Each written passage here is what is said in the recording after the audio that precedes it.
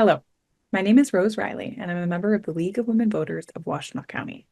Welcome to our online candidate forum for the November 5th general election. The League is a nonpartisan, nonprofit organization that promotes voter education and participation, and we host candidate forums to help voters make informed choices. Now, let's hear from the candidates. My name is Carolyn Madden, and I'm a member of the League of Women Voters of Washtenaw County and the Restorative Justice Committee of the First Unitarian Universalist Church of Ann Arbor. Welcome to our online forum featuring the nonpartisan candidates for the 22nd Circuit Court. This forum is co-sponsored by the League, the Dispute Resolution Center, the Restorative Justice and UU-CIVs of the First Unitarian Universalist Congregation of Ann Arbor, and the Washtenaw County Bar Association. The sponsors are nonpartisan organizations that promote voter education and participation. Our moderator this evening is Brenda Dulin, Executive Director of the Dispute Resolution Center. Ms. Dulin will now explain the format and get us started. Thank you, Carolyn.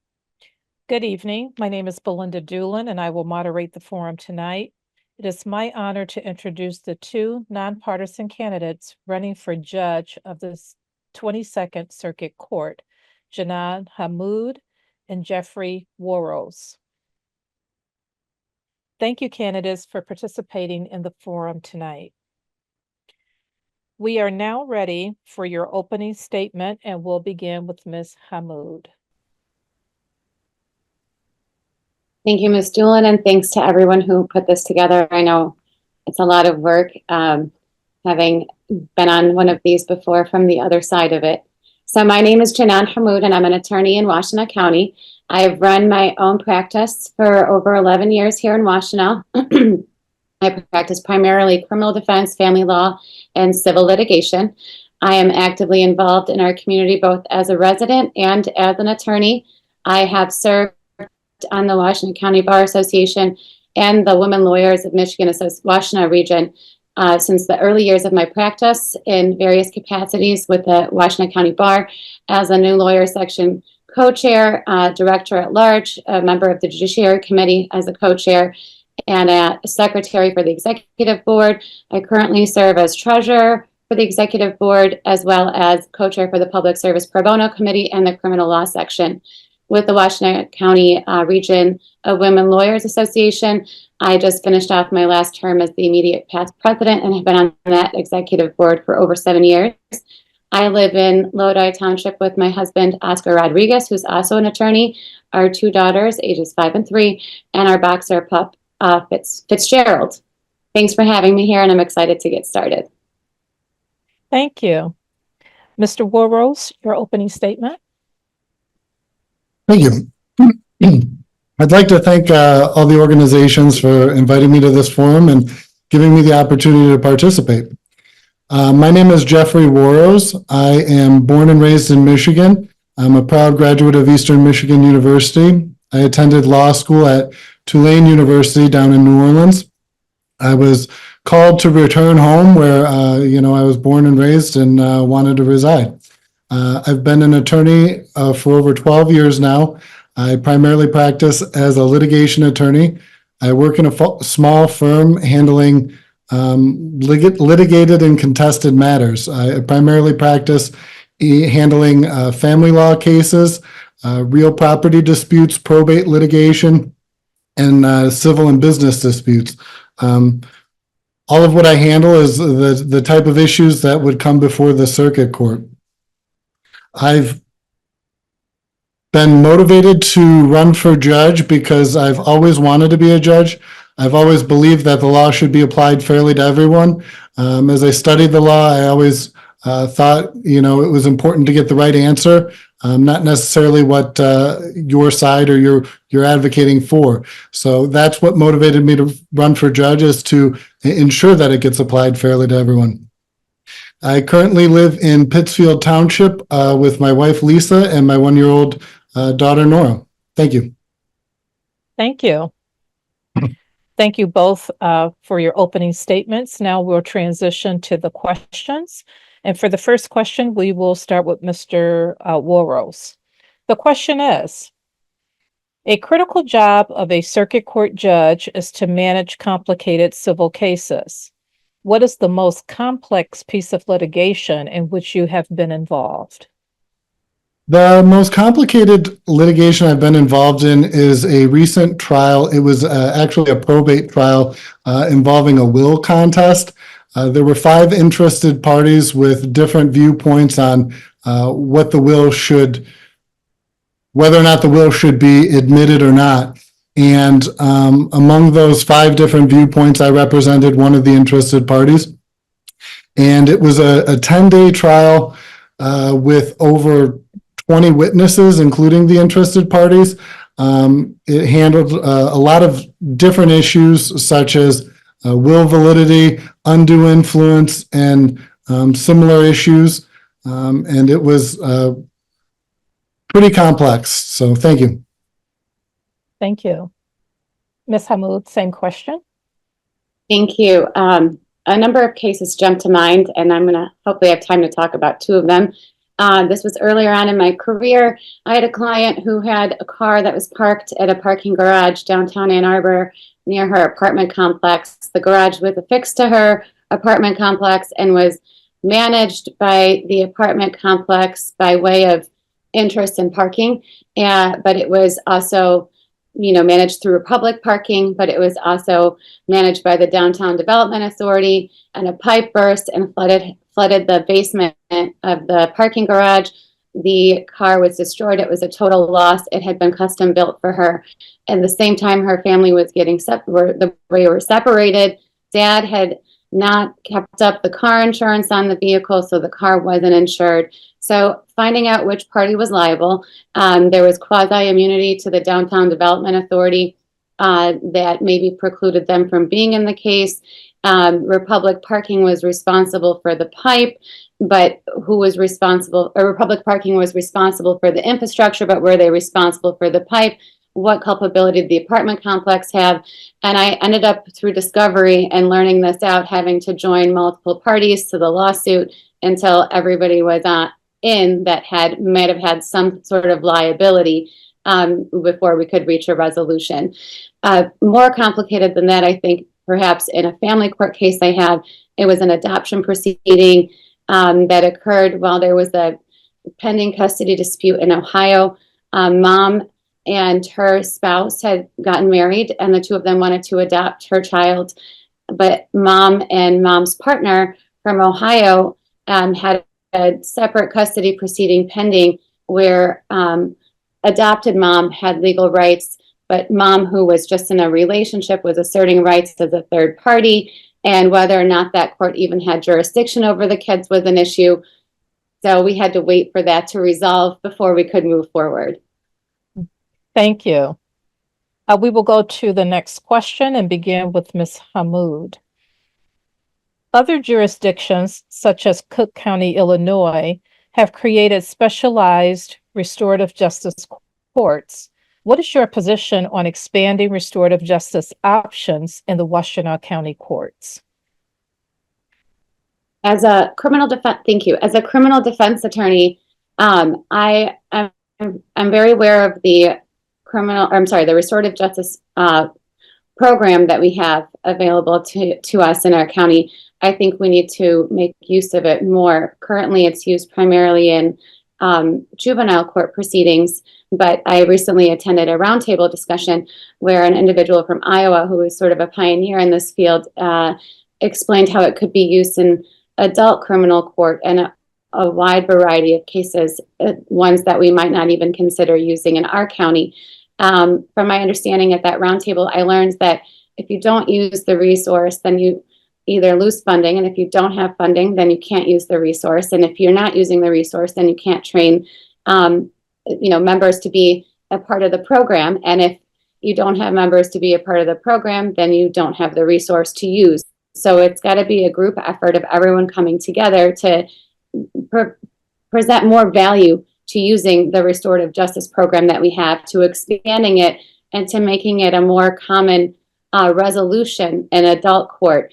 I think that restorative justice provides a substantial benefit both to a victim in a case and to a defendant that just our typical adjudication process may not, in terms of closure, in terms of moving forward with some sort of dignity, respect, confronting the person that harmed you, and also learning more about who they are might put a victim at ease under certain circumstances. And it also still maintains accountability for a defendant in a criminal case, but also gives them a sense of how what they did impacted someone else. And as we've seen, these types of models lead to a higher rate of recidivism. So as judge, I would encourage the use of restorative justice models. Thank you. Thank you. Same question, Mr. Worosz. Thank you. I think restorative justice policies and programs are great. I think the more tools in a toolbox for a judge, the better. I think it's based on, you look at what the purpose of sentencing and criminal law is, and is it just to punish or to try and reduce crime in general and help society overall? My view is that criminal sentencing shouldn't be based on just punishment, but we should also look at ways where we can keep people from coming back and keep the same people from, using the courts and jail as a revolving door. I think the restorative justice programs, from what I've read and seen, can do just that. It's a different alternative rather than just the old hammer and nail, send somebody to jail for breaking the law. Restorative justice programs involve the victim and not just on a precursory level that sometimes the criminal law does right now, but they become a stakeholder in the result.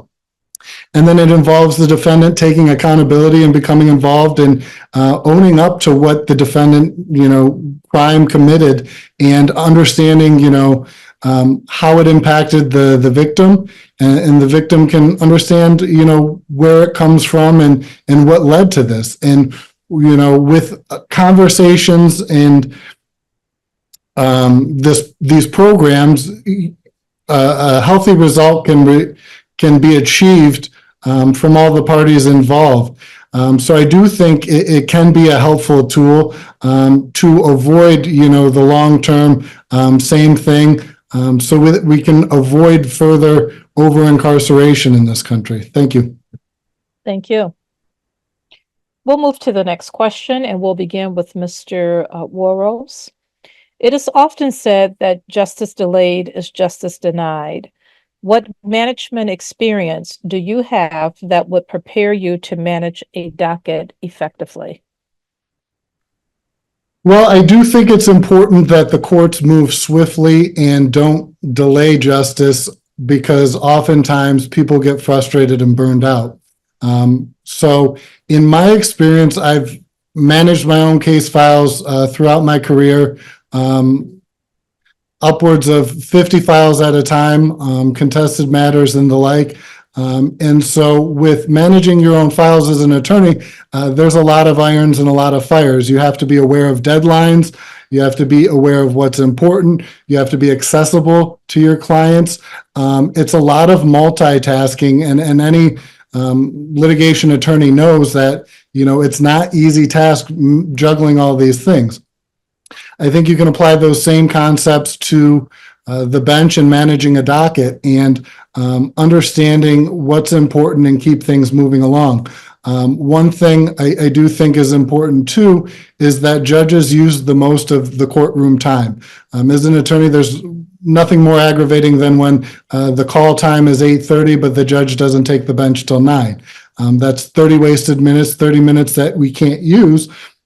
And so it's little things like that where if you're properly prepared and you show up on time and you take and you understand the issues in front of you, you can manage the cases more effectively and avoid lawyers and parties and all that from rambling on, and you can get right to the issues at the heart of the case to keep them from moving on.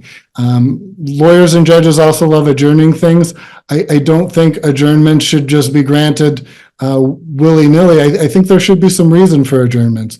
We have deadlines and scheduling orders to keep people on task, and I don't think the courts should kick the can down the road, because that ends up with justice delayed and aggravated parties. Thank you.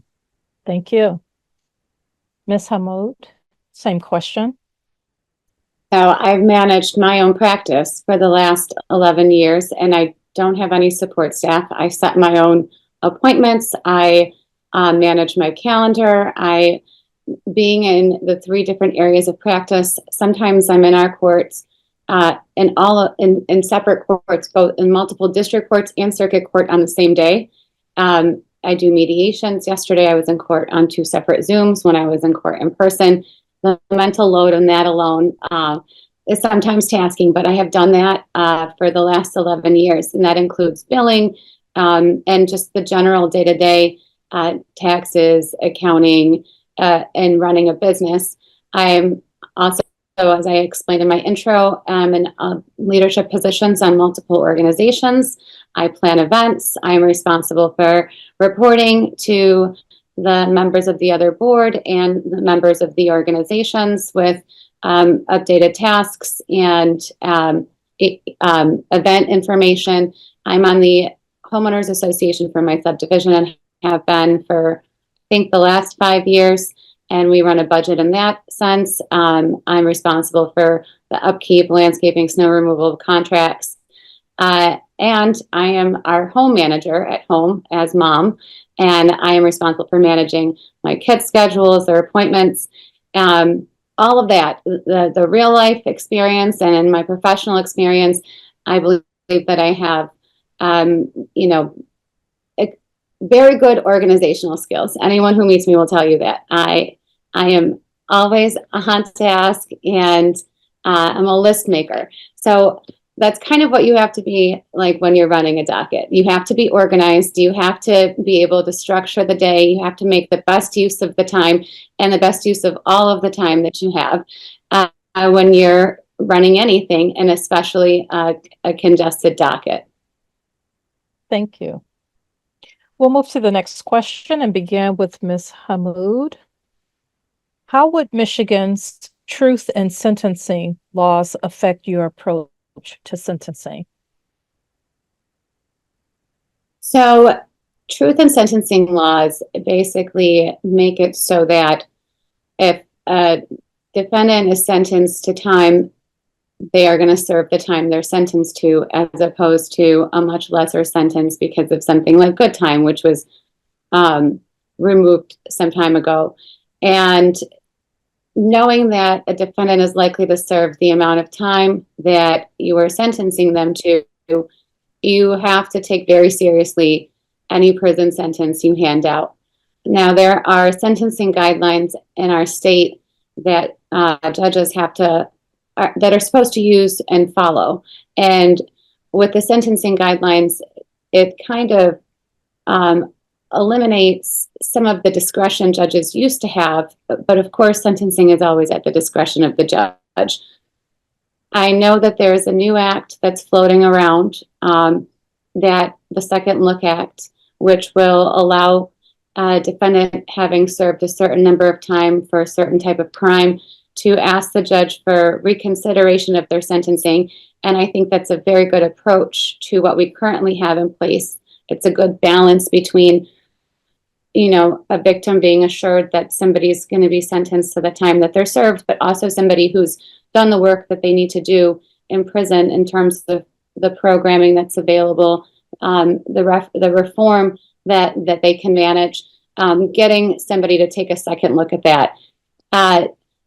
At the end of the day, when sentencing someone, you have to consider a totality of the circumstances. And if the circumstances permit and consideration for deviation from sentencing guidelines would be appropriate, I would certainly consider that.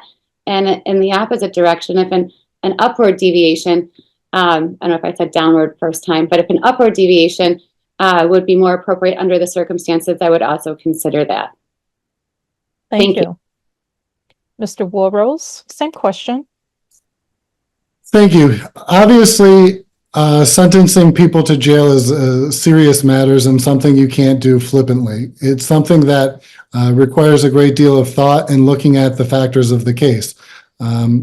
there are sentencing guidelines, and the truth in sentencing laws do require that the minimum time be served. So that's something definitely that needs to be taken into consideration when fashioning a sentence. Understanding that if this is the floor, that person is going to be locked away and incarcerated for at least that long, it's certainly going to play an impact on the decisions. Obviously, with the guidelines, there is wiggle room to deviate, but you have to look at what's appropriate and why to deviate from the guidelines, and deviation shouldn't necessarily be the norm. Obviously, every case is different, and you need to look at the specific factors, though. But knowing that there's that floor and that minimum, I think does play a role in terms of, whether or not this penalty is appropriate. As I stated earlier, I don't believe the goal of criminal sentencing is just to send people away to jail for as long as possible. I think it's to protect society and make sure that there's accountability for the defendant's actions. So you take that into consideration when you're evaluating the sentence and the truth in sentencing laws. Thank you. Thank you. We'll move to the next question and begin with Mr. Worosz. How would you handle a case in which your let me start again. How would you handle a case in which your personal beliefs conflict with established law or legal precedent? My opinion is that my personal beliefs don't belong in the courtroom. I don't think I should be imposing my personal beliefs over established precedent or the laws in place. I think nowadays there's a loss of trust in the judiciary because there's a lot of judges who are doing just that, and on a more national level than the Washtenaw County Circuit Court. I think matters at the Circuit Court level in Washtenaw County aren't as politicized, but either way, when they do arise by occasion, I don't believe I should be imposing my personal beliefs. I believe I should be listening to the parties, listening to what their dispute is about, and making a decision based on the facts and the law. And that's what's going to guide me as a judge, and not my personal beliefs. Thank you. Thank you. Ms. Hamood, same question. Thank you. At the end of the day, the judge's job is to apply the law, irrespective of whether or not the judge may or may not agree with the law. I disagree with the statement that personal beliefs won't have a place in the courtroom. And I'll just give a very basic example of where that could happen. If you're a parent and you're presiding over a family court case, and one parent is accusing the other of being negligent and seeking supervised visits, and the allegation is based off of, an injury that occurred during parenting time that seemed to be an accident. As a parent, I would know and understand that sometimes accidents do happen, and that children do get injured even under the most watchful of eyes. So the circumstances that brought this family into the court were simply just that, I would be able to use my experience and my belief towards parenting to make the most informed decision based on the facts presented to me. So experiences and beliefs do matter. And that's just one simple example. If you have experiences as a criminal defense attorney, for example, I've seen what happens in criminal court. And I've seen sometimes the representation that a defendant may or may not have and how that's impacted the outcome of their case. Those are, and what rights a defendant is permitted to have under the Constitution. Those are beliefs that would influence the way a judge would act. And so beliefs do influence the way a judge acts, and the law is the law. Your beliefs can conflict with the law, and you should always apply the law because that's what you're required to do. But how you practice how you preside in your courtroom really sets a tone. Are people welcome? Is everyone given a fair opportunity? That comes from your experience and beliefs. Thank you. Thank you. Ms. Hamood, the next question will start with you. What, if any, considerations would you give to mitigating circumstances, such as history of domestic violence, PTSD or other forms of trauma when making sentencing decisions? Thank you. So mitigation is always important in when you're advocating. And I think when you provide mitigation information to a judge, it really gives a judge a better understanding of the root cause of somebody's justice involvement. And without that information, you can't really identify what type of resources the person in front of you can benefit from the best. So understanding if somebody came from a home where domestic violence was present, whether it's from their childhood or into their later teens, might give you insight as to a trauma response that they've developed, or some sort of counseling or therapy that's required. If they come from a home that there was substance abuse or drug abuse, understanding that might lead you to direct that individual to different types of programming or providing additional support resources. Mitigation is my specialty. I think every time I'm in court and I'm asking for something on behalf of a client, I have gone to the very early days of that person's childhood to see and understand what made them the way they are and what type of experiences they might have had that led them to make choices others in different situations did not have. What kind of people around them were there to provide support or not provide support. And I try to set that up as a picture of who this person is and why I think they should or should not be sentenced to prison, what I think they actually need to better themselves and be safe in our community. And the more information that you can provide to a judge to that effect, the more you can help the person that's in the courtroom. Thank you. Thank you. Mr. Worosz, same question. Thank you. I think the worst thing a judge could do is have tunnel vision. So I think it's important to consider all mitigating factors that are presented, especially things like exposure or victimization of domestic violence or exposure to trauma. They can help explain the action. That's something to be considered when fashioning a sentence. As I've previously stated, my goal isn't just to punish for the sake of punishment. The mitigating factors can kind of explain some of the behavior sometimes, and that can lead to fashioning a sentence that's more appropriate for that particular person. Again, more tools in the toolbox, the better. More knowledge about the situation, the better. So with the proper knowledge and the proper tools, you can effectively use that information to sentence the defendant in an appropriate manner to ensure that, the public is protected and also that the defendant is on a path to avoid recidivism. So I think it's definitely important to consider any and all evidence presented so that you have a full picture.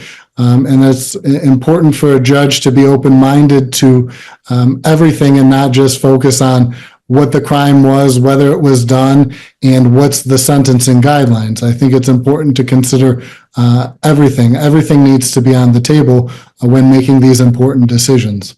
Thank you. Thank you. The next question will be our last question for the forum, and we will begin with Mr. Worosz.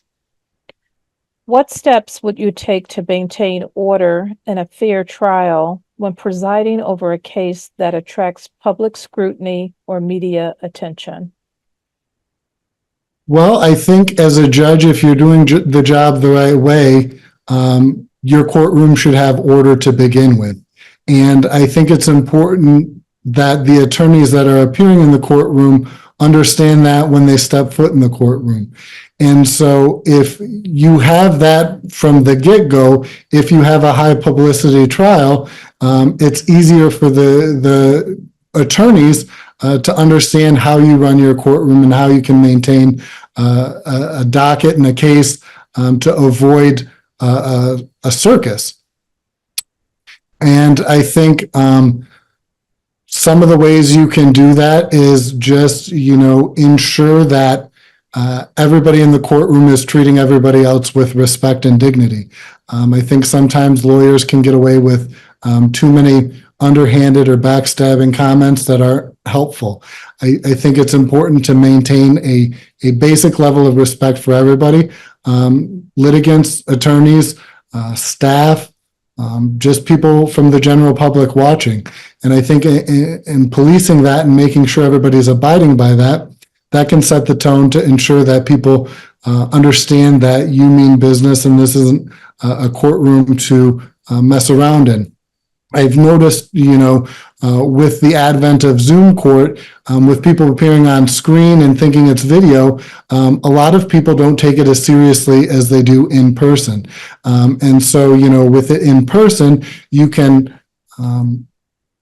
enforce the rules and keep people honest and fair and hold them accountable, and ensure that they're doing what they need to present the case rather than put on a show. Because at the end of the day, what is important is the underlying case, not impressing the media or other people. Thank you. Thank you. Ms. Hamood, same question.